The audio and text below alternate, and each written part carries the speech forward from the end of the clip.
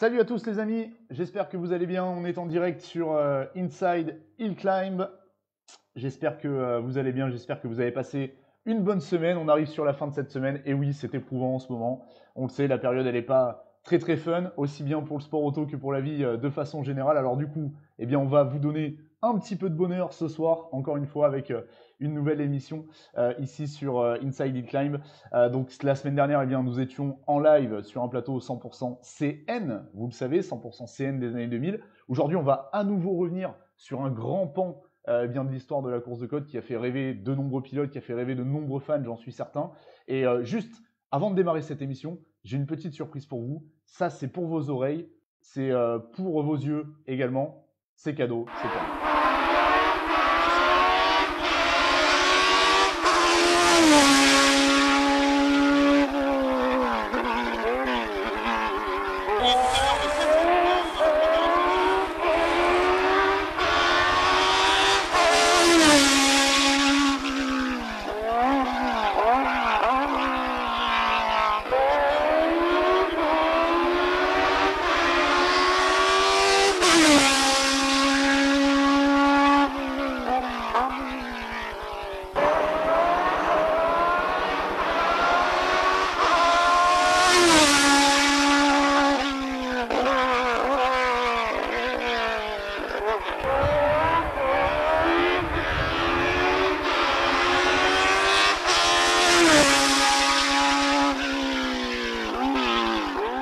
Et ouais, ça fait rêver cette époque. Vous vous en souvenez? On était à Bagnols-Savoie en 1997, pour être tout à fait exact, avec cette petite vidéo de nos amis d'Objectif Vidéo, qui était un grand fourvoyeur d'images à l'époque en course de côte, on s'en souvient. Eh bien, les amis, sans perdre plus de temps, je vous propose d'accueillir tout simplement nos invités de ce soir, avec qui on va reparler de cette fabuleuse période qui était celle de la Formule 2. Voici nos invités qui apparaissent à l'écran, ils sont en direct avec nous ce soir sur Inside Hill Climb. Alors je vais vous les présenter bien évidemment dans l'ordre qui s'affiche sur mon écran, même si vous les avez déjà vus, puisque vous avez vu le programme de l'émission, c'était lundi sur les réseaux sociaux. On va commencer par un pilote qui a animé la course de côte, notamment régionale, dans les années 1980. Il est en haut à droite de votre écran. Il s'agit de Jean-Noël Kraft. Salut Jean-Noël. Bonsoir. Bon, comment ça va Jean-Noël? Mon Dieu, ça va très bien. Toujours aussi jeune. Super. Écoute, je te remercie moi d'être là. Ça va être un chouette moment. On va revenir sur cette... C'est moi qui te remercie de nous avoir invités. Eh ben écoute, c'est normal. Et puis en plus, on va avoir nos spectateurs qui vont pouvoir intervenir avec nous. J'y reviendrai dans quelques instants. Deuxième invité. Alors lui, il n'a pas fait que de la Formule 2, il a fait aussi de la Formule 3000 notamment. On reparlera un petit peu de cette période. Là, il se situe juste en bas. Il est en bas de mon écran, même si en vrai, il est à Manicourt, pour être tout à fait exact. Il s'agit de Frédéric Prudent. Salut Fred. Oui, bonsoir à tous, bonsoir Pierre. Très ravi de pouvoir passer un bon moment sur nos F2, la bonne époque qu'on a pu vivre. Eh oui, on en parlait en off avant de démarrer cette émission. Fabuleuse période, vous avez vécu des choses exceptionnelles, vous vous avez fait rêver les fans de course de côte, ça vous le savez. Et puis on accueille également un troisième invité. Là, on part plutôt dans le sud de la France, effectivement, avec un garçon qui a animé la fin des années 90, notamment et le début des années 2000 en championnat de France de la montagne. Il s'agit de Gérald Antiochia. Salut Gérald. Bonjour à tout le monde, ça me fait plaisir d'être avec vous. Ça fait vraiment que je peux parler de course et revoir les copains, les amis, puis tous les gens, les passionnés. Ça fait très plaisir. Et merci de m'avoir invité, je ne m'y attendais pas. Eh ben écoute, ça me fait plaisir en tout cas de t'avoir et ça me fait plaisir de vous avoir tous les trois. Je suis ravi de vous avoir réunis sur ce plateau et je vous le dis, j'ai reçu beaucoup de messages au moment où on a lancé l'information en tout cas du plateau, c'était lundi dernier, sur justement votre venue. Il y en a beaucoup qui sont ravis de vous revoir ce soir. On est déjà quelques-uns là qui sont connectés sur le live, je le vois en direct. Les copains, pour démarrer cette émission, je vous propose de parler rapidement de l'actualité de la course de côte, de tout ce qui s'est passé, en gros de tout ce qui a été annoncé depuis la semaine dernière. Et on va commencer par la première actualité que vous avez vue, vous avez découvert cette semaine. C'était très exactement avant-hier sur les réseaux sociaux. C'est l'apparition du nouveau calendrier bien sûr provisoire du championnat de France de la montagne qui a été annoncé par le promoteur du championnat avec une ouverture de saison qui se passerait du coup dans l'ouest de la France du côté de la course de côte des Terres-Tervalagno, anciennement et Crevon. On a Max Kotler tiens, qui salue Papy Jean-Noël Kraft pour info, ainsi que Cédric Prévost qui salue Jean-Noël. Voilà, on a déjà des spectateurs qui sont en direct avec nous. Je salue l'ensemble des spectateurs qui sont avec nous d'ailleurs dès à présent. Alors pour revenir à l'actualité quand même de ce calendrier, il y a des informations qui sont importantes avec la course de côte de Bagnols-Samoin qui est annoncée pour le moment le week-end des 24 et 25 juillet. On va suivre ça de très près. La course de côte d'Abrège-Villers-Saint-Quentin qui est décalée au 18 et 19 septembre prochain. La course de côte de Saint-Jean-du-Gard, Col-Saint-Pierre, celle-ci elle est décalée pour l'instant au 9 et 10 octobre. Et pour le coup, il y a aussi une autre information qui est peut-être passée un petit peu à l'as de certains, mais la course de côte de Marchand-en-Beaujolais qui est donc décalée d'un week-end. Alors je précise quand même cette information qui est importante, la course de côte de Marchand-en-Beaujolais qui n'est pas décalée pour des raisons de Covid, mais qui est décalée pour des raisons d'élection régionale. C'est la raison pour laquelle la course de côte de Marchand a été décalée d'un week-end. Deuxième actualité, vous l'avez découvert notamment sur Inside Climb, eh bien c'est tout simplement Kevin Petit qui a annoncé sa toute nouvelle monture pour la saison 2021. Alors cette voiture, on la connaît puisque c'est la Norma M20 FC CN+, qui a piloté notamment Sébastien Petit, avec laquelle il a été champion de France en 2017. Et bien Kevin Petit qui roulera donc, qui va faire son entrée dans le groupe CN, lui qui était justement au volant de la Formula Master, qui est parti dans les mains de Fabien Ponchamp. On en parlait justement la semaine dernière. Donc voilà, superbe déco, c'est à retrouver sur Inside Hill Climb. Vous allez sur la page Facebook, on a fait un petit article sur le site, vous verrez toutes les photos. Troisième actu, alors je ne sais pas si vous savez à quel pilote appartient l'image qui est à l'écran. Il s'agit en tout cas de Damien Chambéraud qui a annoncé justement que la voiture était en cours de préparation. Il y a une nouvelle déco alors qu'on n'avait pas vu forcément puisque Damien Chambéraud n'a pas roulé justement sur la saison 2020. Mais il nous a promis de revenir en tout cas dès justement prochainement, très prochainement sur les réseaux avec la présentation de sa déco. Donc on va suivre ça de près et bien sûr on vous partagera tout ça sur Inside Hill Climb. Et puis enfin, je voulais juste avoir un petit mot avant de terminer cette rubrique news pour deux événements notamment qui ont été annoncés comme annulés, avec notamment la course de côte de Bournezeau qui devait se dérouler les 10 et 11 avril. C'était la 50e édition de la course de côte qui devait se dérouler, tout comme les essais courses de côte organisés par le team BP Autosport qui devaient se dérouler les 13 et 14 mars, donc c'est-à-dire dans pas très longtemps en l'occurrence, à la base semaine prochaine, organisé donc du côté de Vigneux. Deux événements organisés, je voulais juste simplement avoir un petit peu d'amitié, on va dire, pour les organisations de ces deux épreuves. On pensera bien sûr à nos amis de Bournezeau, on boira un coup de Trousse-Pinette pour penser à nos amis de Bournezeau, et puis on espère bien sûr que vous pourrez retrouver vos organisations le plus vite possible, les amis.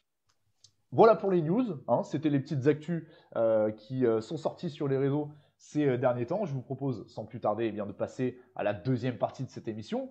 C'est la partie interview avec nos trois pilotes qui sont à nos côtés, trois anciens pilotes de Formule 2, vous le savez. Alors, j'ai déjà quelques questions. On a un certain Anthony Gaudry qui nous demande elle est où la touche retour aux années F2 90 sur le clavier? Bah non, il n'y a pas malheureusement. On n'a pas une touche pour revenir aux années 90. Ça serait fabuleux. Je pense que tous les trois, vous serez OK pour revenir sur ces années 90. Ça serait magique si on avait une petite machine à remonter le temps. Alors à défaut d'avoir la vraie machine à remonter le temps, on va essayer de remonter le temps, en tout cas ensemble ce soir. Je précise aussi pour toutes nos personnes qui sont bien actuellement en train de regarder cette émission, vous pouvez poser vos questions. Alors c'est un petit peu bugué la semaine dernière, on va faire en sorte d'intégrer un peu mieux vos questions, de sorte à ce que toutes les questions que vous allez pouvoir poser, je puisse justement les retranscrire à nos invités. Alors, les amis, première question que je voulais vous poser. Gérald, déjà pour commencer, on va commencer avec toi. Qu'est-ce que tu deviens depuis la fin de ta carrière en course de côte? Tu peux nous en dire un petit peu plus? De ce que je fais depuis? Bah ouais. Qu'est-ce que tu fais? On t'a plus trop vu en course de côte. Non, je me suis occupé un petit peu de mon neveu qui a repris un peu le karting. Alors je m'occupais de Cédric Chabrier. Enfin, je l'aidais, je le suivais parce qu'on a fait les championnats du monde au Mans. Quand on aime la compétition, même en suivant quelqu'un, quand on est un petit peu partie prenante, c'est toujours plus intéressant. Et moi, j'ai complètement arrêté en 2008. Et depuis, j'ai continué à travailler. J'ai suivi un petit peu le karting souvent. Et maintenant, ça me fait plaisir de revoir quand je vois qu'il y a les enfants des copains qui suivent. Ça donne envie de retourner un petit peu dans les courses, quoi. Eh oui, oui, bien sûr. Tu nous disais tout à l'heure en off que tu n'étais pas venu sur une course de côte depuis 2008. Ça en est Non, passé. quand j'ai arrêté, J'avais peur de replonger, je ne me sentais pas très bien, c'est compliqué d'arrêter quand même. Moi, j'ai couru de l'âge de 16 ans par le karting jusqu'à 50 ans, et c'est difficile, il fallait que j'arrête. Après, j'en avais un peu marre de beaucoup de choses. Mais pour moi, ce qui m'avait fait du mal, c'est bon, quand on est arrivé aux Formule 3000, tout ça, la Formule 2, c'était encore relativement simple, comme je disais tout à l'heure, à bricoler, à travailler dessus, que ce soit un 1600 ou un 2 litres. La Formule 3000, ça demandait une mécanique différente, des moyens différents, ça allait de plus en plus vite, ça devenait de plus en plus compliqué. Et je suis parti en circuit après. En circuit, ça s'est très bien passé. J'ai été champion de France avec une barquette. Et après, la motivation y était moins, j'ai voulu arrêter. Et j'ai suivi mon neveu pendant quelques années en karting. Voilà. Okay. Je dis maintenant, de voir que les enfants recommencent, ça me donne envie de revenir un petit peu les voir quand même. Eh oui, forcément, il y a toujours un petit peu de course de côte hein, dans les veines. C'est compliqué de même circuit, passer, hein. Même circuit, ouais, même circuit. Ah ouais. Effectivement. Alors justement, en transition toute trouvée, puisque je voulais poser la même question à Jean-Noël. Toi, le circuit, du coup, Jean-Noël, tu y passes un petit peu plus de temps maintenant pour accompagner notamment ton fils Stéphane. On salue Stéphane, je pense qu'il nous regarde, ou du moins il doit pas être très très loin de son écran. Alors, raconte-nous un petit peu quelles sont tes activités à l'heure actuelle dans le sport auto. Eh bien, mes activités, au jour d'aujourd'hui, j'ai ralenti un petit peu car j'étais un peu fatigué. Mais autrement, j'ai beaucoup donné la main à mon fils pour la préparation de ses véhicules pour Ultimat. Donc, il a construit des protos. Il y en a une dizaine à peu près. Et puis, il y a d'autres véhicules, de la Porsche, de la Ferrari, de la Lamborghini, de la RS. Il y a un peu de tout, quoi. Pour l'Ultimat.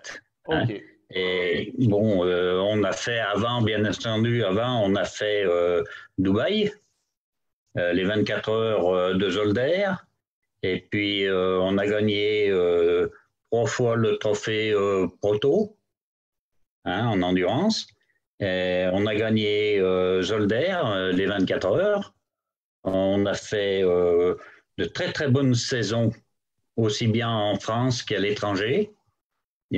Toutes les courses étrangères, on les a gagnées, que ce soit en Angleterre, en Belgique, au Portugal, partout, en Espagne, on y a tout gagné, c'est bien.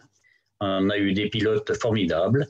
Et au jour d'aujourd'hui, ma foi, l'écurie progresse, étant donné que maintenant, on va avoir Adeline Prudent comme un G. Qui vraiment ça me fait plaisir parce que cette gamine, je l'ai connue vraiment à la naissance. J'ai bien connu son père, quoique, on va pas trop en parler. Mais quand je vois la gamine qui progresse comme ça, c'est formidable. Bon, c'est cool. Alors si, on va quand même en parler du papa d'Adeline. Moi, j'ai une question pour toi, Jean-Noël, qui nous est posée par un certain Johan Bertin, qui nous demande que tu nous parles des roues en bois. Alors, qu'est-ce que c'est que cette histoire de roues en bois ? Parce que j'étais propriétaire d'une Chevron B40. D'accord. C'était l'ex à la pierre. Et puis, on a plusieurs collègues. Je courais avec des roues en bois parce que j'avais une Chevron. Des pneus qui étaient durs, c'est vrai. On n'avait pas les pneus d'aujourd'hui, on n'avait pas la technologie d'aujourd'hui. Mais nous, au moins, on l'a fait. Que les gamins d'aujourd'hui, qu'est-ce qu'ils font ? Ils montent dans leur voiture, ils n'ont même pas un levier de vitesse. Alors, c'est facile à conduire pour eux. Mais nous, bon, c'est pas pareil époque, du tout. Hein, c'est plus la même époque. Bon, c'est cool. Non.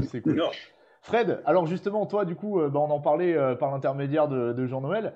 Toi, du coup, tu accompagnes quand même pas mal Adeline. Parle-nous un petit peu de tout ça.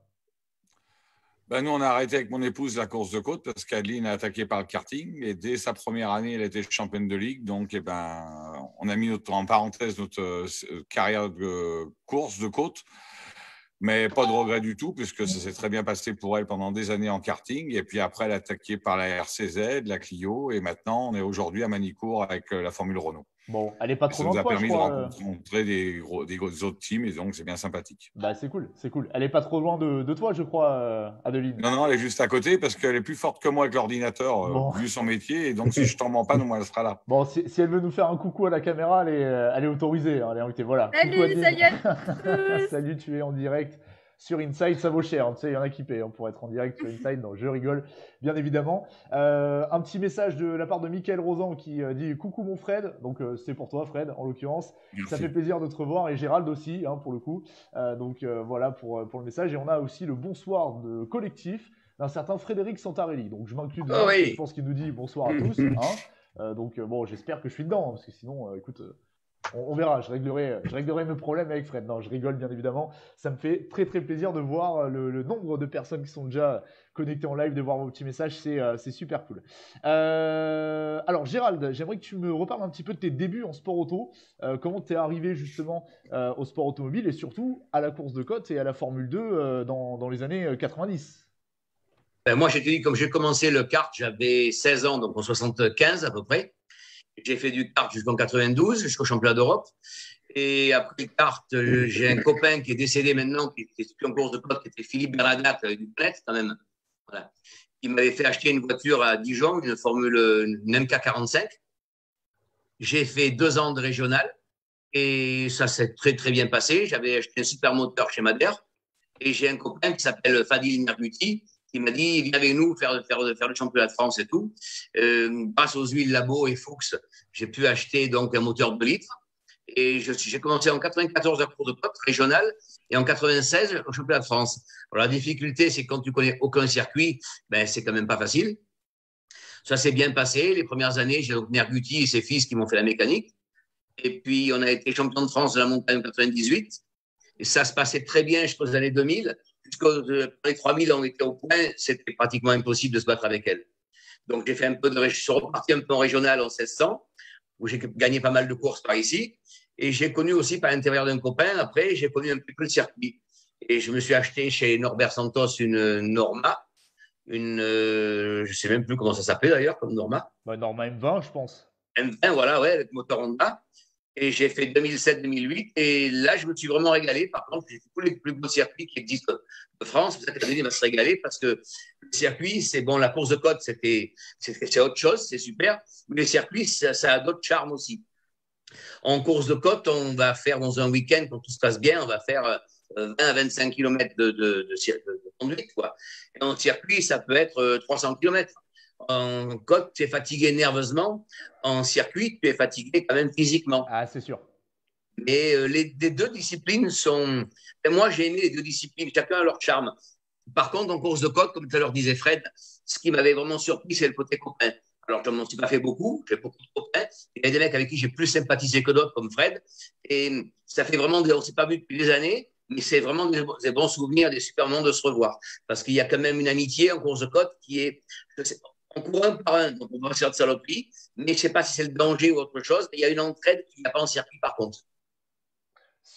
On peut le dire. Je pense qu'on peut le dire. Je pense que tout le monde sera d'accord avec ça, effectivement. C'est sûr que la course de côte, voilà, c'est quelque chose de très particulier. Pour le coup, c'est une ambiance, c'est une atmosphère, c'est tout ça qui règne. Et donc effectivement, c'est plaisant, on peut le dire. Alors, par contre, je me permets, alors pour vous, en tant que pilote, c'est fatigant nerveusement. Au micro, c'est fatigant nerveusement et physiquement. Hein, je vous rassure, les courses de côte, c'est du boulot. Hein. C'est du boulot. Parce que moi, quand je tu sais, comme je disais tout à l'heure, je te coupe, l'ambiance de la course de côte, quand même, je trouvais, je ne vais pas faire le vieux con, mais à la fin, se dégradait vraiment quand même. Tu sais, les chapiteaux fermés, les machines qui ne peuvent plus parler à personne. Bien sûr. C'était quand même différent. Moi, j'ai vraiment aimé les années 95 à 2000, tu vois. Je vois. Les pilotes, autant qu'ils étaient des cadors comme Régal, qui est toujours resté, lui, un super mec, comme Chambéro aussi, d'ailleurs. Mais tu en avais certains qui se prenaient un peu plus la tête, quand même. Hein.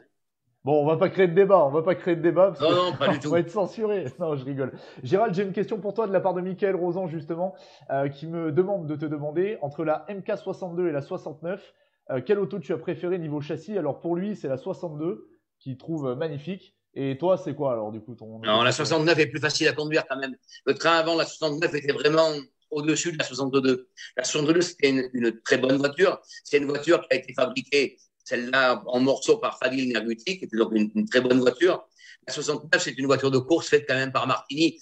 Sur une 69, il n'y a pratiquement rien à faire pour qu'elle marche bien. Quand je l'ai eu en 98, je faisais d'entrée les temps de la 62 sans forcer.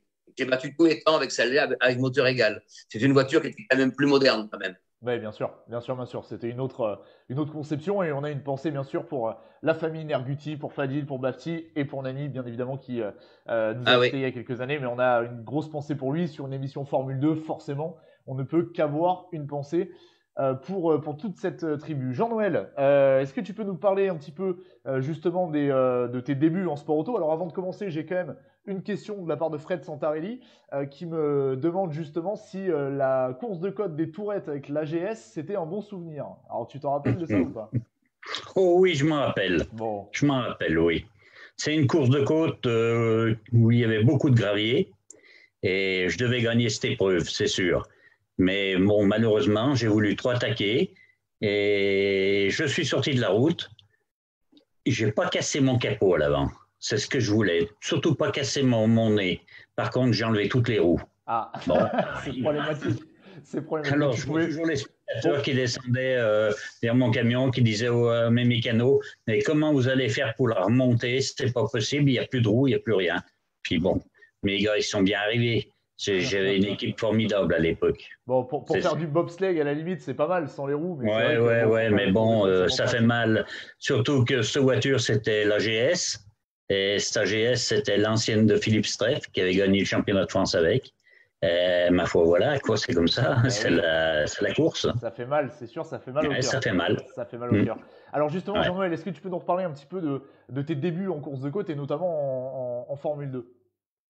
Eh bien, tout à fait. Les débuts en côte, ça a été simple. Au départ, je faisais du motocross. Et j'ai connu ma femme actuelle qui m'a dit maintenant, c'est à choisir. Soit c'est la moto, soit c'est moi. Bon, alors j'ai laissé tomber la moto, je me suis marié et j'ai acheté une auto. Et j'ai commencé à faire des courses de côte comme ça. Et après, mon épouse m'a dit, ouais, tu roules bien, bon, ben, si j'avais un peu de sous, je t'achèterais une formule. Bon, ben d'accord, on va acheter une formule. Et ben, j'ai commencé avec une Pygmée, la MDB 14, la MDB 16, la MDB 20. Ensuite, j'ai eu une Ralt. Ensuite, j'ai eu la Modus de Nestor Carrier, où j'ai bien roulé avec. J'ai encore le record au Beaujolais avec cette voiture. Et ensuite, j'ai eu une Chevron B40, celle-là, la Pierre, la GS, et la dernière, la F3000, la Reinhardt, la 89D. Alors on en reparlera un petit peu de la F3000, même si bon, c'est pas forcément le sujet du jour, mais ça a quand même été une auto, euh, une auto marquante. Tiens, j'ai une question, Ah oui. Jean-Noël, qui a été posée justement par un internaute qui s'appelle Romain Dumas. Alors c'est un homonyme, hein, c'est pas le vrai, enfin c'est pas le vrai, si c'est le vrai Romain Dumas, mais c'est pas celui qui fait pas XPIC, qui nous demandait justement, alors ça serait intéressant que vous l'expliquiez, quelles étaient les différences de puissance entre un moteur 1600 et un moteur 2 litres, hein, pour ceux qui découvriraient, comment vous pourriez nous expliquer tout ça? Eh bien, le moteur de 1600, c'était soit des Honda, soit des BMW, qui développaient autour de 260 chevaux. Que le 2 litres, il développait 350, 380, voire plus. Voilà. Gros écart, ouais. Ouais. Beaucoup, ça, hein. Non, plus 240 et 320. Ouais, ouais. C'est un oubli, Jean-Noël. Et 320 Allez, les meilleurs, hein. Ouais. Personne ne les a eus. Oh, si. Oh là, vous savez, c'est comme au foot. VAR, hein, c'est pareil. C'est pareil. Tu sais, au départ, mon parrain de course, c'était Jimmy Mieuxet. Hein? Donc, j'ai beaucoup appris avec cet homme-là. Beaucoup, beaucoup, beaucoup. Et c'est lui qui me réglait ma voiture, c'est lui qui me la bichonnait. C'est grâce à lui que j'ai gagné des épreuves. Grand champion, Jimmy Mieuxet, effectivement. Un très, très grand champion. Un très grand nom de la course de côte, effectivement. Ouais. Effectivement. Ça m'a permis de connaître tous les autres, aussi bien Maublanc que Damézin, que Rivoire, que tous ces gens-là. C'était formidable, formidable. Ça, on était une famille. On était une famille. Bien sûr. Ouais. Jean-Noël, j'ai une question pour toi avant de passer la parole à Fred. Il y a David Leland. Donc là, on a une pensée pour Lio, pour toute l'équipe du Team Régal. Est-ce que tu préfères le circuit ou est-ce que tu préfères la côte? Attention, on ne dit pas de conneries sur une émission côte. Hein. Alors là, ouais. La côte, j'adore la côte. J'adore. Mais il y a beaucoup de choses à changer pour que ça marche très bien. Voilà mon problème. Ok, je vois. Le circuit, au départ, j'y craignais. Parce qu'il y avait... personne ne s'entendait bien. terrible. Maintenant, c'est de mieux en mieux. Il y a eu une évolution qui a été terrible dans le circuit. Ok. Fred, à toi de jouer maintenant. Parle-nous un petit peu de tes débuts en course de côte, tes débuts en Formule 2 aussi également. Parle-nous un petit peu de tout ça. Tout d'abord, j'ai démarré en 88 avec une Rallye 2. Après, en 90, j'avais une R11 Turbo et j'ai eu un petit souci sur un train arrière. Et ce jour-là, j'ai connu la meilleure personne de ma vie qui m'a tout appris. Et malheureusement, qui n'est plus là aujourd'hui pour qu'il puisse entendre ce que je dis. Il s'appelait Marc Régal, le tout petit à la pomme. Et donc, j'ai tout appris avec Marc. Et la saison d'après, il m'a fait rentrer en 91 avec une Arc 1300 qui était du team Picard. Il a fallu la monter tous ensemble. Et je suis parti en équipe, du coup, avec Marc cette année-là. Comme Marc a gagné le titre, il m'a proposé de prendre son F2 l'année d'après. Et du coup, j'ai dû faire 8 épreuves où j'ai fait 6 fois le scratch en deuxième division avec lui, mais grâce tout à lui. C'était sa voiture, c'était lui qui m'a tout appris, le pilotage, les courses de côte. Une grande famille, surtout la famille Régal. C'est sûr. Bah, on en parlait. Et puis après, malheureusement, l'année d'après, j'ai eu un bon souvenir parce que j'étais en tête du scratch à Treffort devant Monsieur Bocard, parce qu'on peut dire Monsieur Bocard à Treffort. Et malheureusement, j'ai cassé le moteur et financièrement, on n'avait pas assez d'argent avec Marc pour pouvoir réparer. Donc, il a fait équipe avec Joël Hollen la saison d'après. Et moi, j'ai fait 1 an d'interruption et je me suis remonté une auto avec un ami qui s'appelait Patrice Pantier et l'ancien mécano Marcel Tarès qui s'appelait Patrice Hiver. Et on a passé 1 an à construire une auto. Et en 95, je suis revenu avec une F3000, mais montée avec un BMW. Exact, on s'en souvient de cette auto. J'ai une question pour toi, Fred, de la part de Jérémy Bouvier. Tiens donc, là aussi, c'est des noms qui évoquent. D'ailleurs, petite info, alors normalement, je tisse pas trop les plateaux des prochaines émissions, mais voilà, famille Bouvier, restez connectés, il va se passer quelque chose dans les semaines à venir sur Inside. Jérémy nous demande, quelle est la voiture que tu as préférée avec Marco ? Il y a eu plusieurs choses. C'est qu'avec Marco, le championnat de France, je l'ai connu avec la Arc. Pour des petites autos à des prix très faibles, on pouvait se faire plaisir parce qu'à l'époque, j'estime que c'était beaucoup moins onéreux que maintenant. Donc, petit proto, avec Marco, Arc, ça a été la F2. Mais le Arc, on le dit pour celles et ceux qui découvrent, petit proto, hein, c'était un peu ça l'esprit, quoi. C'était une ancienne, c'était des voitures qui étaient construites pour la Coupe de l'Avenir en circuit avec des moteurs Alfa, pas très chers. Et à l'époque, c'était Monsieur Dumas, Serge, qui nous avait mis un 1300 Simcoe dedans. Et pour des petites autos comme ça faisait des super temps. Mais mon meilleur souvenir, quand même, c'est pas malheureusement contre Marc. Mon meilleur souvenir, justement, c'est pour plus tard après, juste avant mon accident, c'est de me battre avec. Alors, ça a un petit peu coupé, on n'a pas tout entendu. Je disais, mon meilleur souvenir, ça a été toutes les autos que j'ai eues avec Marc, mais mon meilleur souvenir, malgré que j'ai eu un très grave accident après avec, ça a été quand même la F3000 pour la première course avec, se battre contre Lionel et Bernard Chambéraud à Bagnères-Sabran. Ça restera, malgré mon accident, mon meilleur souvenir de ma vie. Bien sûr. Effectivement, on peut le comprendre malgré effectivement ce qui s'est passé après et la voiture qui a eu quelques petits soucis, effectivement. Pareil, encore une question pour toi, Fred, de la part de Fred Santarelli. Est-ce que tu te rappelles de tes débuts avec la Peugeot à Chanaz ? Je m'en rappelle, mais de ce qu'on m'a dit à l'époque, c'était surtout les commissaires qui se rappelaient de moi, parce que je crois qu'avec ce 104, j'ai dû faire 7 courses et j'ai dû faire 14 de roues. Et les commissaires, au bout d'un moment, on avait marre que je monte avec cette voiture, parce qu'ils ne savaient pas s'ils allaient me prendre sur la tête ou pas. Donc, on m'a fait arrêter de rouler avec cette voiture, parce que je devenais trop dangereux. Bon, ok. Bon, voilà, on a la réponse à l'anecdote. Moi, je voudrais vous poser une question. Il y en a un qui est à côté de moi sur la photo qui rigole parce qu'il en faisait partie des personnes qui ont dit « Je suis là avec sa 104, il faut qu'on l'arrête, il devient trop dangereux. » Ok. J'avais 18 ans. Hein. Eh oui, ça remonte. Alors, les gars, je voudrais vous poser une question à tous les trois. De façon générale, là, on va vraiment parler de la F2. Pour vous, cette époque de la Formule 2 que vous avez vécue de l'intérieur en tant que pilote, alors même si ce n'était pas toujours exactement les mêmes épreuves, les mêmes championnats, les mêmes périodes, qu'est-ce que ça évoque pour vous ? Est-ce que vous pouvez me dire le premier truc qui vous vient à l'esprit quand vous pensez à cette période F2 ? Gérald, si tu veux commencer. La F2, c'est quelque chose quand même. Moi, quand je suis arrivé là-dedans, c'est effrayant. Dans une montagne, c'est effrayant. Avec 300 chevaux, parce qu'on n'arrive peut-être pas à 400, mais 315 chevaux sur des petites routes comme ça. La première course, j'ai fait à Bagnères-Sabran. Moi, la première course en F2, j'étais paralysé. J'ai mis 2-3 montées pour prendre un peu mes marques parce que on arrive tellement vite dans les virages ça fait beaucoup de bruit, ça arrive vite. Après, on s'habitue très vite à la vitesse, hein. Mais les premiers temps, c'est quand même c'est effrayant. Ça freine très fort, ça accélère très fort. Il y a des jets quand même là-dedans. On a des pneus qui sont tellement tendres. Quand on est au premier virage, c'est en température.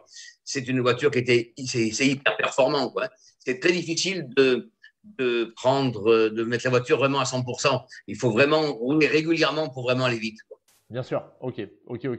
Jean-Noël, toi, qu'est-ce que ça évoque pour toi ces années Formule 2? Tu partages l'avis de Gérald? Oui, la F2, c'est la plus belle auto qui existe, la plus belle.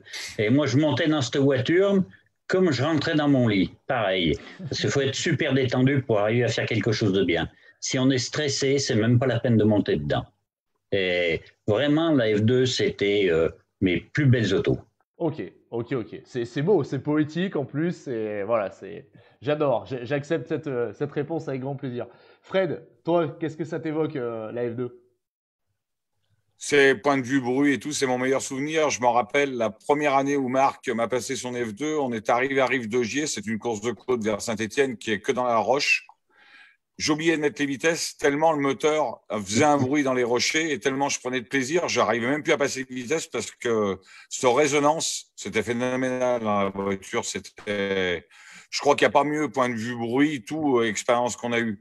Le seul voiture que j'ai pas essayé, mais à mon avis était aussi bien, point de vue bruit, c'était à mon avis les Proto-CN, comme disait Eric l'autre jour et tout, mais la F2, c'était quand même un grand moment à vivre, point de vue sensation et point de vue résonance de moteur. Bien sûr. Est-ce que tu te rappelles, à l'époque, quand il fallait injecter de l'essence dans les pipes d'ammunition pour pouvoir mettre le moteur en route? C'était fabuleux. Ah, le matin, oui. C'était fabuleux. Tu avais des retours d'essence, ça pétait de ses coups. Combien de fois Jean-Michel s'est les sourcils et tout, mais il rigolait tout le temps, c'était bon.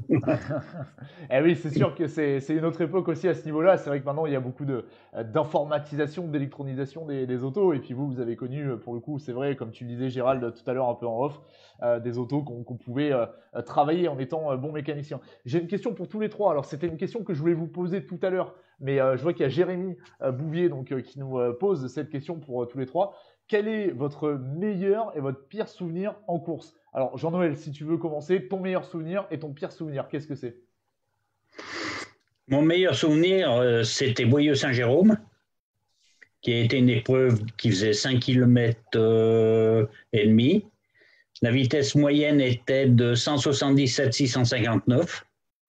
Et je dois dire que dans les enfilades du bas, c'était quelque chose de très poignant. Ok.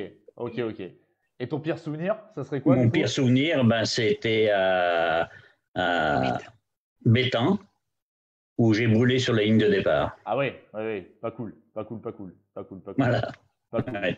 Alors, il y a Mickaël qui nous demande aussi une question, je la pose en interlude. Est-ce que vous avez encore l'odeur de l'huile de ricin dans le nez? Moi, je l'ai.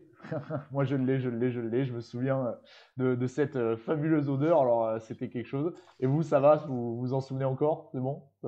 La ricin, c'était en moto, pas trop en voiture. Bon, un petit peu quand même, un petit peu. Ah, pas du tout, non, on mettait pas de ricin.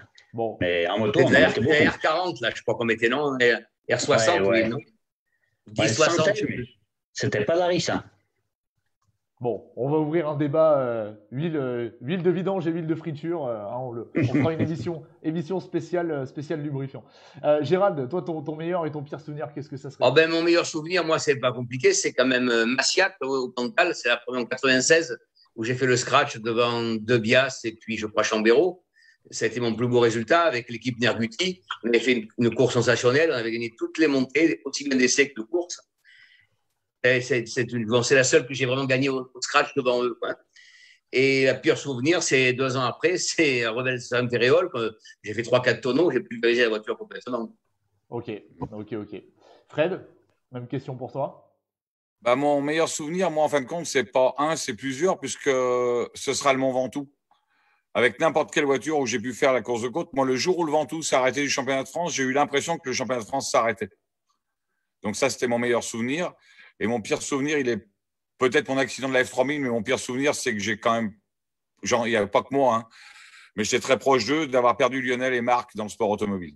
Non, ok. Bon, ça, effectivement, pas extra sportif, mais c'est extra pilotage en tout cas. Et puis bien évidemment, ça résonne encore chez tout le monde.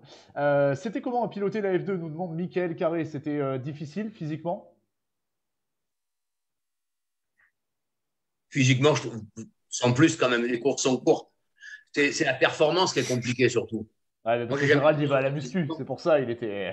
C'est de faire la performance parce que, vous savez, moi, j'ai fait des bons résultats. Ben, je pense que j'ai fait des plusieurs podiums, que ce soit au Saint-Pierre, au Ventoux, et d'autres courses. Mais quand tu arrives au Saint-Pierre, tu crois que tu as fait une super course, puis que tu as Bocard qui t'a mis 5 secondes, tu te demandes si c'est possible, quoi. À l'époque, on était svelte. Ça allait bien. Comment? Je disais, à l'époque, on était svelte. Et on était sportifs. Ils nous faisaient monter l'épreuve des courses de côte en vélo. Bon, c'était pas évident, mais on le faisait. T'as fait l'usinette, toi? Oui. J'ai même gagné. Bon, et puis on a un certain Claude Seignobo qui nous salue. Ah, Claude. Voilà, je me permets de donner le petit message. Alors, je voudrais vous poser une question à tous les trois, parce que parmi vous trois, il y en a deux d'entre vous qui ont goûté à la Formule 3000, on peut le dire, c'est toi Jean-Noël et toi Fred. Concrètement, quel est vous l'auto que vous gardez le plus en souvenir? Est-ce que c'est plutôt la F2 ou est-ce que c'est plutôt la 3000? Jean-Noël, si tu veux commencer. Moi, j'ai eu tellement de problèmes sur cette 3000 que vraiment, je l'oublie. Okay. Par contre, la F2, c'était ma chevron, hein, c'était la plus belle, la meilleure. Après venait la GS, mais bon, d'ailleurs, Claude, il s'en rappelle de sa GS. Je pense. Voilà. Bon, elle a été vendue, revendue, je ne sais pas qui est-ce qui l'a maintenant. C'est peut-être ton papa, non? Mais écoute, il faudrait demander à Claude. Message aux anciens propriétaires d'AGS, JH19. Est-ce que la voiture de Jean-Noël Kraft était celle de mon papa? Très bonne question. Mon papa, il n'a pas une très très bonne mémoire. Alors des fois, c'est pas qu'il perd la boule, hein, c'est qu'il a du mal à recaler les années et les voitures. Donc, écoutez, si quelqu'un a l'info, voilà, donnez-le nous. On va essayer de retrouver l'historique de la GH19 de mon père et de Jean-Noël. Donc c'est quand même la chevron, toi, la F2 que tu as le plus apprécié, Jean-Noël, on peut le dire? Ah oui, ce chevron, c'était vraiment le dessus du panier. Okay. Vraiment, une voiture exceptionnelle. Ok. Toi, Fred, entre la 3000 et entre les 3000 et les F2, du coup, en l'occurrence, quelles sont les autos que tu gardes le plus en tête? La dernière 3000 que j'ai eue, c'est une auto qui était fabuleuse, mais avec le recul, ce qu'on disait les vieux de la vieille tout à l'heure avant qu'on passe à l'antenne, du regret parce qu'il faut quand même que l'évolution se suive, mais je pense qu'on a tous vécu avec des 20-25 F2 sans savoir le vainqueur sur ligne de départ. Je pense que depuis que la F2 s'est arrêtée, on l'a jamais revécu et malheureusement, on ne le revivra pas aujourd'hui. J'ai rien contre les pilotes qui se passent aujourd'hui parce qu'ils se font des très grosses bagarres. Gérald dit, parce que lui, c'est un vieux qui a arrêté depuis un moment. Et Gérald dit à l'époque que c'était des voitures faciles à conduire. Moi, je peux te dire que j'ai vu les voitures d'aujourd'hui. C'était des voitures d'hommes ce qu'on conduisait. On avait une boîte en H, on avait des pneus. Aujourd'hui, c'est des Game Boy. Bon, ils ont quand même les palettes au volant. Attention, je ne dis pas que c'est très facile de faire les temps qu'ils font aujourd'hui. Mais pour contredire Gérald de tout à l'heure, mais ce n'est pas de sa faute parce qu'il a arrêté la côte depuis un moment, il y a eu une telle évolution dans les voitures, je pense que physiquement, c'est beaucoup moins physique, pas les sensations de vitesse, hein, mais au volant, c'est beaucoup moins physique que ce qu'on a conduit parce que les boîtes en H, il ne fallait pas louper les rapports. Hein, quand on les rentrait au freinage sur un petit pont à bagnole, si ça rentrait pas, la voiture, elle n'était plus là. Hein. J'ai une petite pensée pour Henri Néel, qui connaît bien les petits ponts à Bagnols-Sabran. Je ne sais pas s'il nous regarde. Et tiens, d'ailleurs, justement, à ce propos, on a un certain Rémi Béchadergue qui nous dit que je pense que si l'on montait dans ces autos, on aurait de sérieux problèmes avec la boîte de vitesse. Et oui, effectivement, je pense que les boîtes de maintenant, c'est plus tout à fait les mêmes. Alors, on avait une question pour Fred. On avait une question pour Fred. Juste 2 petites secondes. Vas-y. On l'a vu à l'heure actuelle, même les pilotes de Formule 1 qui ont essayé, les anciennes F1 de leur père, ils n'arrivent pas à les conduire. C'est clair. On est toujours avec le même problème de la boîte en H. C'est clair. Alors, on avait une question pour toi, Fred, de la part de Mickaël Carré, qui nous demandait si tu avais essayé la Formule Renault d'Adeline, mais il y a Géraldine qui a déjà répondu, qui a dit non. Alors, ça te branche ou pas? T'as envie de l'essayer, cette voiture, ou quoi? J'ai eu un petit souci de santé dernièrement et je suis comme pas mal de personnes qui ont pris de l'âge, j'ai pris du poids et comme j'ai eu souci de santé, je suis en train d'en perdre et c'est sûr que j'ai envie d'essayer. Okay. Maintenant, si je perds le poids que je suis en train de perdre, j'ai sûr que je pourrais rentrer dedans et j'ai envie de l'essayer. Bon. Ah, mais c'est J'ai pour ça essayé qu'il y la a un Clio. trou derrière les oreilles. Ouais. Non, j'ai envie, mais faut suivre l'évolution. Hein. Mais comme ma femme dit, avant, on a piloté des vraies voitures de course. Aujourd'hui, je suis pas sûr que je retrouve ce que j'ai vécu à l'époque, déjà pour le bruit. Et puis les palettes au volant, tout, c'est une évolution. Mais je pense qu'on a piloté des vraies voitures très compliquées. C'est sûr, c'est sûr, c'est sûr, c'est sûr. Ah, mais tu as raison, Fred, ce que tu dis. Moi, je me suis arrêté avec la Formule 2. C'est vrai, quand j'y réfléchi, même la Norma, ce qui fait du circuit, c'était plus facile à conduire la Norma, c'est plus confortable. Et je n'ai pas connu, moi, l'assistance au freinage, l'assistance au volant, les vitesses au volant. Vous savez que je suis toujours resté dans ces trucs-là. Donc, on est tellement habitué à ça. Mais c'est vrai que les voitures de maintenant, la performance doit être certainement très compliquée, mais il y a beaucoup d'assistance qu'on pouvait avoir, nous, à l'époque, ça c'est sûr. Ouais. C'est sûr. Vous l'avez vécu tous les deux. Vous l'avez vécu tous les deux. Quand on fait un Mont d'Or avec le nombre de montées, de descentes de vitesse qu'on fait, ouais. Imaginez-vous appuyer sur un bouton au lieu de mettre la main sur la boîte en H toute la montée. Hein. Ouais, c'est vrai. C'est sûr. C'est pas. Surtout pas la du tout la première, même chose, c'est pas facile à mettre. Ouais. C'est sûr, c'est sûr. Tiens, Gérald, même question que j'ai posée à Jean-Noël et à Fred. Enfin, pas tout à fait la même question, parce que du coup, toi, tu n'es pas passé à la Formule 3000. Ça t'a jamais branché, toi, du coup, la F3000 après la Formule 2, ou tu y as pensé, mais ça s'est pas fait? Qu'est-ce qui a fait que tu n'y es pas passé? Non, c'est que c'était encore. Il faut une équipe un peu plus compliquée quand même. Hein. Il y a beaucoup d'électronique, il y a beaucoup de choses. C'est vrai, un petit peu écœuré quand. Moi, j'ai commencé tard la Formule 2. J'ai commencé en 96, exactement. Et les Formules 3000 ont été performantes aux années 2000. C'était quand même un gros investissement. Techniquement, c'est quand même plus compliqué. Faire une bonne vitesse, c'est pas du tout le même travail. Avec une F2, tu te mets par terre. Moi, je faisais la boîte à la fin j'étais pas un rapide, mais en 20 minutes, 25 minutes. Une Formule 3000, je pense que c'est impossible à faire en 20 minutes, non? Oui, complètement. Je pense. C'est plus du tout. Il faut des treuils, il faut des voitures. Une Formule, c'était relativement léger. Moi, j'allais déjà mécano et Nono, d'ailleurs, que je remercie aujourd'hui encore parce que c'est grâce à lui aussi. Il m'a filé un gros coup de main pendant très longtemps. On partait avec un seul mécano. Une Formule 3000, c'est un petit peu plus compliqué quand même. C'est sûr, c'est sûr. Et ta voiture préférée, du coup, Gérald, la voiture que tu as le préféré piloter, en tout cas en course de côte, qu'est-ce que c'est?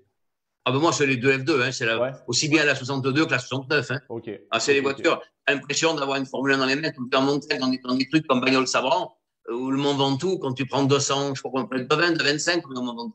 Ouais, c'est ça, ouais. Ça sautait de tous les côtés. Et sous la pluie, j'ai fait deuxième sous la pluie derrière Bocard. Quand tu arrives en haut, je me rappelle toujours quand je suis arrivé en haut, on me garait au parking, pour débrayer, la jambe gauche, je pouvais plus la maîtriser, quoi, je veux dire. Il y a les sensations, on s'en rend pas compte à chaud, mais le Mont Ventoux sous la pluie, c'est chaud, quoi, je veux dire. Hein. C'est clair, c'est sûr. Une Formule 2, quand même, pour moi, c'était vraiment une vraie voiture de course. Quoi. C'est sûr. Tiens, Jean-Noël, une question pour toi qui est posée par un certain Lucas Valcre. Alors là, ça parlera surtout à ceux qui suivent un petit peu l'Ultimate Cup Series. Quand est-ce qu'on te revoit dans une voiture, il nous demande, Lucas. Ma femme me dit jamais, mais bon, j'ai espoir de monter dans une voiture d'un de mes amis qui l'a construite, c'est Didier Bonnet. Donc, on en a repris une, on est en train de la mettre au chaud, et j'espère qu'on va pouvoir rouler un tout petit peu. Hein. C'est une boîte en H, c'est pas tous ces machins électroniques, ça ira bien pour moi. C'est cool. Alors, les amis, il est 19h44. On a encore un gros quart d'heure, on va dire, en direct ce soir. J'ai une dernière question à vous poser. Justement, vous qui avez piloté ces autos fabuleuses, que ce soit des F2, même les 3000 pour Jean-Noël, pour Fred, quel est votre ressenti par rapport à aujourd'hui? C'est vrai qu'en course de côte, la voiture reine, en fait, c'est devenu un proto, puisqu'on est passé maintenant au CN+, puis à l'E2SC. Quel est votre regard par rapport à ça? Est-ce que vous appréciez ces autos? Est-ce que vous êtes nostalgique, justement, de la monoplace, Fred? Moi, ce que je trouve dommage, j'apprécie énormément les performances de Geoffrey, voire Damien. Mais moi, ce qui m'inquiète réellement à l'heure actuelle, on a eu un petit souci avec Lionel. Le sport automobile, du jour au lendemain, s'est mis à dire ça va trop vite. Donc, c'est sûr qu'il faut suivre l'évolution. Moi, ce qui m'inquiète, c'est que pour moi, un grand cador a été quand même Bernard Chambéraud aussi. Il y a eu Lionel, il y a eu Bernard Chambéraud. Mais quand je vois son fils, qui est un très, très bon pilote, mais pour la première fois, il monte dans la voiture à Champs-Rousse, tombe 10 secondes le temps de son père, je pense que ça devient irraisonnable. Ok. Surtout que malgré que les voitures évoluent, les pneus évoluent, je pense que ça va trop vite pour de la course de côte. Okay. Aujourd'hui, c'est plus facile quand on est de l'autre côté. Ma fille ne veut pas en entendre parler après le pépin de Lionel, elle veut rester en circuit, chacun son choix. mais j'en suis content parce que malheureusement, je trouve qu'il y a une trop grosse évolution de vitesse par rapport aux routes à l'heure actuelle. Ça, c'est mon point de vue personnel. Hein. C'est très beau de voir Geoffrey, il n'y a pas que lui, hein, les vitesses où ils vont, les temps qu'ils font. Je me demande où ça devient. Nous, c'était déjà spécial, mais là, je pense que ça devient un peu irraisonnable. Ok. Ouais, Jean-Noël, t'allais compléter, ouais. Ouais, pour ça qu'aujourd'hui, ces gens-là qui roulent très vite en côte, faut qu'ils viennent en circuit. En circuit, il n'y a pas de risque. Enfin, il y a moins de risques. Et ils peuvent se battre. Ils vont rouler 3-4 heures. C'est quand même le pied. Et ça coûte pas trop cher. Ça coûte cher, mais quand même, ça va. Ok. S'il y a pas si les gens n'ont pas de voiture, bon, on en trouve, hein, c'est pas un souci. Bah, c'est sûr. Pour en revenir là-dessus, j'ai vécu dernièrement une finale à Limonest de la Coupe de France des courses de côte. J'ai même plus apprécié parce qu'on s'est limité aux 2 litres. Donc, j'estime qu'à l'heure actuelle, les F3 ou les Proto 2 litres, vu la vitesse où ils vont déjà, vu les temps qu'ils font, il ne faut quand même pas oublier que les petits Pernod aujourd'hui tombent les temps des CN 3 litres de leur papa. Je trouve que ça va déjà assez vite. Et pour moi, personnellement, aujourd'hui, je préférerais voir Geoffrey, tout le monde dans ces voitures-là. Ça fera encore plus de bagarres en CN, 2 litres, et les F3, et que ça s'arrête là. C'est suffisant pour moi en vitesse. Ce serait plus raisonnable. Ouais, donc, et ça fera encore plus de plateau d'ailleurs. Hein. Malheureusement, aujourd'hui, on a passé un cap de voiture. Et ça fait 2-3 ans, on voit quand même les mêmes champions. Je ne dis pas que le titre n'est pas mérité, loin de là. Parce que vu comme ils emmènent leur voiture, oui. Mais on vit plus ce qu'on a vécu à notre époque où les spectateurs se demandaient qui sera le vainqueur dimanche soir. C'est sûr, c'est certain. Gérald, je pense qu'ils ont raison, moi, parce que, comme dit, ça devient un petit peu déraisonnable, ces vitesses. Puis il y a une sélection quand même qui se fait malheureusement par l'argent et par le matériel. Et si on revenait à des voitures un peu moins puissantes, sur des M20 avec des moteurs, comme tu dis, 450 chevaux, on recommencerait à plus savoir qui va gagner. Parce que là, même si les pilotes, certainement, automatiquement, celui qui gagne est toujours très fort, de toute manière. Hein. Mais les bagarres se font, moi je suis plus trop d'accord, mais ils se font à 2 ou 3, je crois. Alors que si on revenait avec des voitures plus raisonnables, on retrouverait à avoir 20-25 voitures de catégorie, et là, plus savoir ce qui va se passer. Et c'est un peu ce qu'on retrouve, ce qui m'avait plu en circuit. Moi, quand j'ai fait la Coupe de France, c'est qu'on était sur la grille de départ, on était 25 pratiquement tous la même voiture, quoi. Comme va faire Adeline maintenant en Formule Renault. Et on est tous dans la même voiture et pratiquement tout le monde a les mêmes chances, quoi. Donc, ce qui m'a un peu gêné à la fin en course de côte, c'est que quelqu'un qui était bien plus fort que nous, on va prendre gens comme Jean Bureau, comme Régal, tout ça, mais on n'était pas capable d'avoir le matériel qu'ils avaient et de s'entraîner comme ça, de l'exploiter comme ça. Donc, ça n'enlève pas, comme dit, tout leur talent. Par contre, ça réduit les chances. Ils faisaient une course à 2 ou 3, quoi. On sait toujours que le podium, on peut le faire à l'avance, hein. Alors que si on revenait à un truc plus raisonnable, on pourrait recommencer à ne plus savoir qui va gagner. C'est quand même l'intérêt de la course, quand même. Bon, après, il y a quand même des catégories en course de côte dans lesquelles on ne sait pas de quoi le podium est fait. Hein. Je vous rassure, il y a des catégories où ça se bagarre bien. J'ai une dernière question pour tous les trois qui était posée par Michael. Allez, pour terminer sur une bonne note, quand est-ce qu'on vous revoit avec vos anciennes autos, pour certains, en historique, en VH, en course de côte? Ça vous brancherait, ça, ou quoi? Oui. Moi, j'ai plus de voiture maintenant. Je vais aller voir les enfants des copains maintenant. Allez, ok. Bah, tu feras la voiture ouvreuse, tu feras la direction de course. Ah ouais, mais je vais me régaler, je vais me débrouiller cette année d'aller voir Padoline une fois ou 2 ou 3 quand ce ne sera pas trop loin. Parce que aller voir une course, si j'ai personne à soutenir, c'est pas pareil. Si suivre quelqu'un, s'investir un peu, même moralement, quoi que ce soit, c'est plus du tout la même façon de courir. Il y a un petit peu le fait de savoir les chronos, de savoir ce qu'elle a fait, qu'est-ce qu'elle peut faire. Alors, regarder pour regarder, ça ne m'intéresse pas. Bon, bien sûr. Et puis si vous venez en course de côte, les amis, je vous invite dans ma luxueuse cabine speaker. Voilà, qui est parfois extrêmement luxueuse. On ira. Eh ben, je vous invite, je vous y attends. Merci à tous les trois d'avoir répondu à mes questions. Alors restez connectés parce que vous allez devoir répondre à de nouvelles questions, parce que vous ne le savez peut-être pas, mais dans mon émission, dans Inside Hill Climb, eh bien, il y a une tradition, c'est le quiz. Eh oui, quiz course de côte, quiz Formule 2. Alors, il va falloir connecter tout. J'espère que vous allez nous sortir des bons résultats. Est-ce que vous êtes prêts pour répondre à mes 5 questions du quiz? Fred, Jean-Noël, Gérald, c'est bon, vous êtes prêts? Oui. Ça va pas être beau, hein. Allez, on va voir. Première question, est-ce que vous êtes capable de me donner le nom du dernier pilote qui a été champion de France de la montagne avec une Formule 2? Ah oui, Bocard. Bocard, oui. Bonne réponse, évidemment. C'était en quelle année, vous vous souvenez? 96. Non, c'est plus tard que ça. Non, plus tard. Devant Chambéro, c'était. Ouais. C'était juste avant Chambéro, effectivement. Non, mais Il a champ de explosé le route, record deuxième, cette je crois. année-là à Champs-Rousse. Il a fait Ouais. un temps de folie à Champs-Rousse, Daniel Bocard, pour pouvoir garder 2,6, le non, si je ne me trompe pas. C'est pas 2,06 C'est possible. un truc comme ça? J'ai Ouais. pas les stats, Un temps de fou. je peux aller rechercher. Mais c'était en 99, pour être tout à fait exact. Ouais, c'est ça. Parce qu'après, C'est un temps de effectivement, folie. Pas bien trompé. Hein. Non, en fait, t'avais mis 99, mais t'avais juste inversé le 9 de la fin. Ouais. Hein, voilà, Ah. mais tu l'avais. Deuxième question, les amis. Alors attention, il y a un petit piège. Enfin, il y a peut-être un petit piège. Est-ce que vous êtes capable de me donner le nom du dernier pilote qui a été champion du monde de Formule 2? Bah, champion du monde, ça devait être en circuit. Donc là, il n'y a que Jean-Noël qui peut répondre. On est trop jeune. Ou pas. Merci, Champion t'es du monde de gentil. Formule 2, c'était- Non, bah alors attention, il y a un c'est petit piège. Il y a un petit piège. Philippe Streff. Non, pas Philippe Streff. Il y a même C'est un Français? Non, c'est pas un Français, c'est un Allemand. Ralph Est-ce que vous- Schumacher. Alors, pas Ralph. Non, pas Ralph. Alors, Michael, Michael. Non plus. Ah bah alors. Est-ce que vous voulez un petit indice? Ouais. C'était en décembre 2020.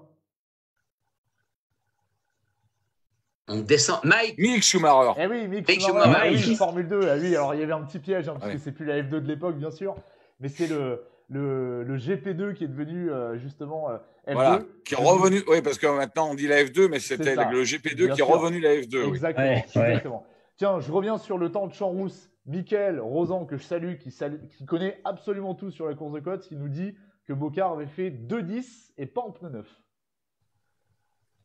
Oh Oui, mais oui, c'est un temps de c'est- folie pour une Temps de F2. Hein. folie, puis surtout avec des pneus, pas avec des pneus neufs en plus, donc c'était quelque chose. Je salue Mickaël. Mickaël, c'est la Bible de la course de côte. Si vous avez une question, vous tapez Bocard, 3, c'était 15, Bocard Mickaël. quand même hein, aussi. Hein, Ah oui, aussi hein. c'est clair. En c'est F2. clair. Il y avait un sacré package. J'étais fier de lui faire sa voiture. Il y avait un sacré package. Allez, on va continuer. Mais dans les Michael, questions. l'avantage qu'il a, c'est qu'à droite, il a sa fille et à gauche, il a échappement. Oui, c'est ça. C'est ça. Enfin, je pense qu'il les a tellement lus, les échappements, qu'il a plus besoin de. Il a une bibliothèque en tête. Il a plus besoin de les ouvrir. Troisième question, les amis. Est-ce que vous êtes capable de me donner le nom du premier pilote qui a été champion de France de la montagne avec une Formule 2?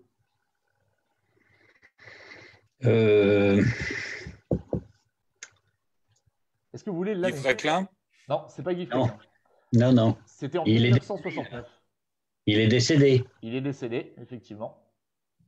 Peltoise.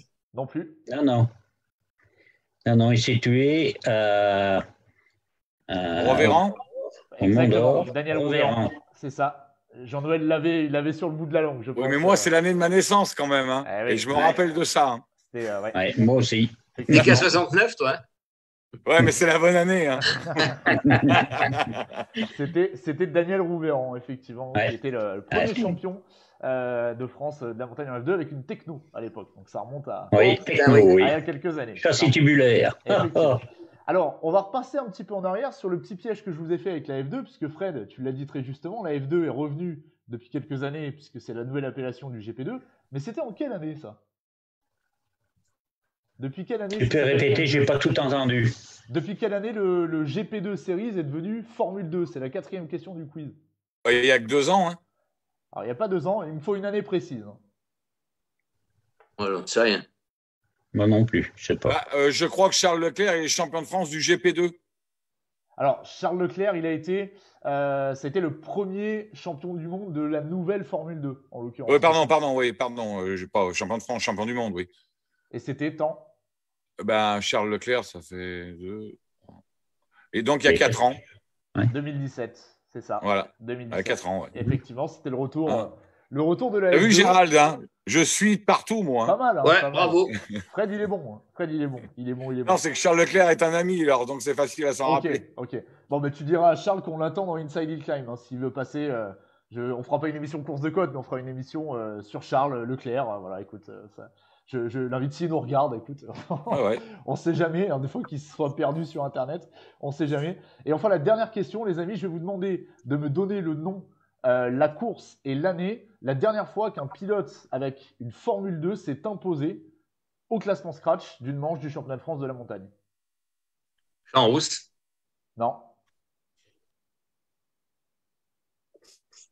C'était un tout petit peu après. C'était quelques années après cet épisode de Champs-Rousse.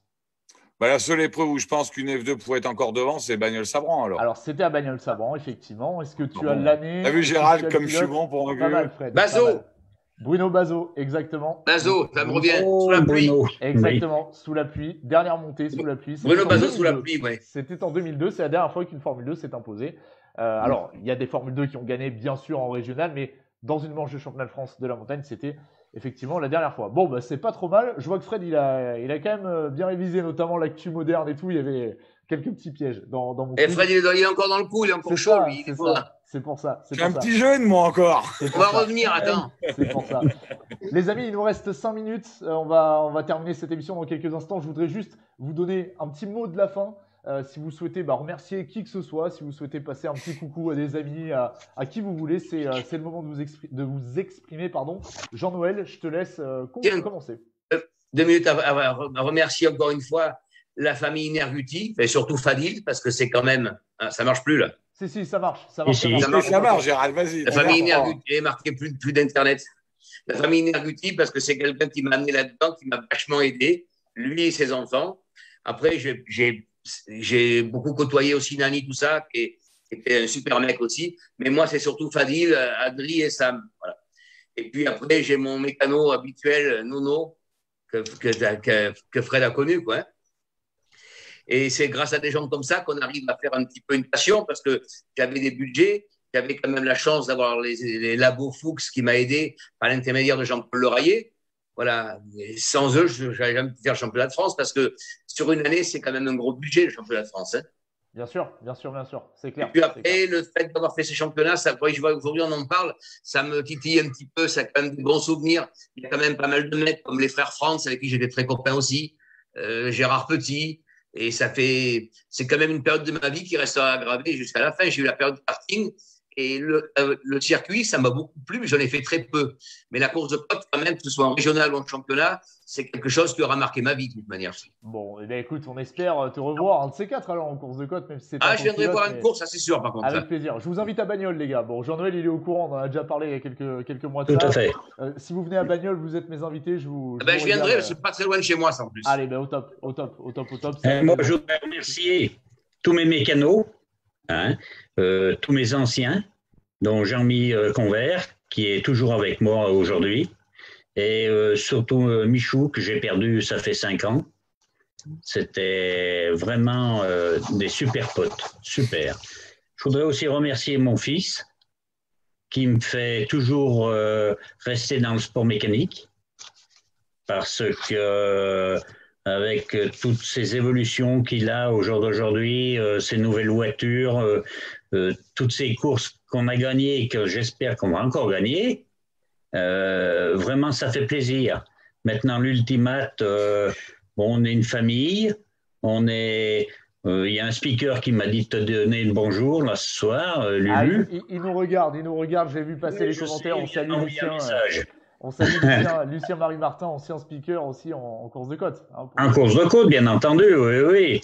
Il a fait speaker aussi aux 24 heures du Mans, il a tout fait celui-là. Oh, c'est un bon pote, c'est vraiment formidable. Bon, il nous regarde en tout cas. Oui.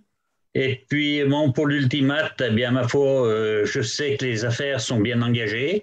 Il y a beaucoup de pilotes pour 2021 et j'espère que ça sera une très bonne saison. Bon, aussi bien. Mais bien sûr. N'importe comment, je sais que tu dois un repas. Alors, écoute, j'attends. ça c'est des affaires qui vont se régler en off là pour le coup les internautes vont connaître tous les dessous de l'Ultimate Cup Series. Fred, ton petit mot de la fin. Mon petit mot de la fin, je tiendrai à remercier tous ceux qui m'ont suivi pendant ma carrière. Donc le premier, ça a été mon père. C'est plus moi qui l'ai supporté que lui. Et après, je tiens à remercier Juju, qui est le frère de Lionel et le fils de Marc Régal, parce que c'était mon premier mécano avec la Arc et qui m'a suivi avec la F2. Après Titi, que tout le monde connaît et qui est autant commissaire et qui a toujours été avec moi, mon épouse qui courait et toujours avec Adeline. Et après, les deux personnes qui m'ont aidé à être vice-champion de France avec la F2, c'est Patrice Pantier et Patrice Hiver qui m'ont aidé à construire cette F2, à l'époque qui était une F3000 transformée en F2. Et je tiens surtout à remercier mon épouse qui n'a pas trop de mal à me supporter parce qu'elle aussi était mordue du sport automobile, mais qui me suit toujours dans ma passion et qui fait vivre notre fille dans cette passion. Bon. Et je tiens à remercier aussi Papy Craft qui est à côté de moi, parce que je sais que ma fille, elle va partir avec son fille dans les data et je sais qu'elle sera très bien suivie. Et oui, parce que du coup, effectivement, Adeline, on en parlait tout à l'heure, va bosser notamment du côté de l'Ultimate alors. Hein, ça va être ça du coup. Bah oui, elle pourra faire quelques épreuves cette année, peut-être moins que d'habitude, parce que le but maintenant, c'est quand même son métier, et c'est de faire les datas. Et par chance pour elle, malgré qu'elle débute, la famille Kraft lui a déjà fait confiance pour faire l'ultimate avec eux, pour faire les datas. Bon, bah c'est cool. Moi, j'en suis fier. Je suis fier d'avoir ta fille qui rentre dans l'ultimate et comme un G, parce que c'est une fille qui a beaucoup travaillé et qui mérite. Alors, on va s'en occuper et on va lui faire une évolution terrible, tu verras. Bon. Aucun doute là-dessus. On va suivre ça de très très près. Les amis, je vous remercie du fond du cœur d'avoir accepté de participer à cette émission. Il est 20 h, on va rendre l'antenne. À vous les studios, hein, comme on dit à la télé. C'était un vrai plaisir de vous avoir. Moi, je remercie toutes les personnes qui nous ont suivis sur le live. On a reçu 146 commentaires au total hein, sur le live, entre des petits messages de remerciements, des petites salutations pour vous trois, des questions que j'ai essayé de vous poser. Donc voilà, je suis ravi de voir qu'il y a de plus en plus de gens qui nous suivent en live. Prochain rendez-vous, du coup, ça sera jeudi prochain. Je vous dévoile pas tout le programme, bien évidemment, pour l'instant. Jean-Noël, Fred, Gérald, merci à tous et je souhaite une bonne soirée à tout le monde. À très vite. Merci à toi. C'était un très bon moment. Merci bien. Ça fait plaisir de voir tout le monde. Plaisir Merci. partagé. À très vite. Merci les